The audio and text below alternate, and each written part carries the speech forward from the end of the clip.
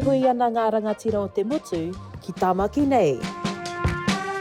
Me te mea hoki ko te ohanga me te pūtea ngā kaupapa matua. We're making it clear to everyone that Māori, iwi Māori are not the barrier to investment in this country. We want to see growth and development, but not at the expense of the environment and not at the expense of our people. Ko Justin Tipa tērā e whakakanohi ana i te rūnanga o Ngai Tahu.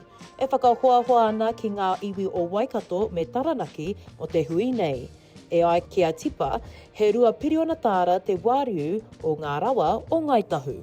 The recent statistics that have come out, it's overwhelming the contribution that the Māori economy makes to this country. So if people don't know, they should know now.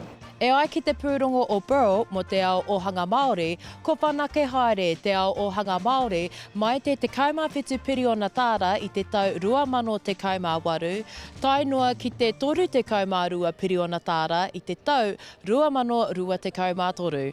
Ko ngā mahi ahuwhenua, ngā mahi taiao, me ngā mahi kaimoana e noho ana ki te aroaro o te tangata i te tau 2018. I nāia nei, ko ngā mahi a te tari, ko ngā mahi ratonga anō hoki ngā aronga nui o te wā. Tuatahi kia mārama rātau, kei konei te iwi take, kei a mātou ngā pūkenga, kei a mātou ngā rawa, kātahi kārua, kia rongo mai rā rātau i te āhuatanga o ngā mahi o ngā iwi, i nāia nei, me o mātou whāinga o mātou tūmana ko mō ngā rā kei mo i te aroaro. E ai ki a Jamie Tuta, ko tae mai te iwi Māori i runga i te karanga o te kāwanatanga, me te mōhio kei roto i a rātou ringaringa he rongoa.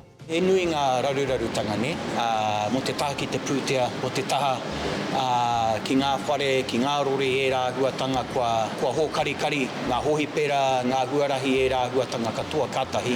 Kārua, e korepe e tae te kāwanatanga, te whakangao, te whakapaia ki e rā o ngā rawa. Heoi, e tautoko ana te minita whanaketanga Māori a Tamapōtaka i aia.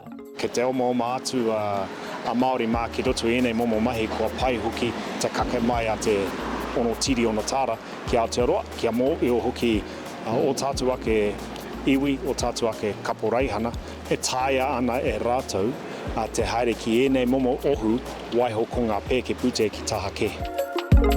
Kaiho ake ka kite mena ka whaihua te iwi Māori i te hui nei. Shakayla Andrews Alapaki, Tahu News.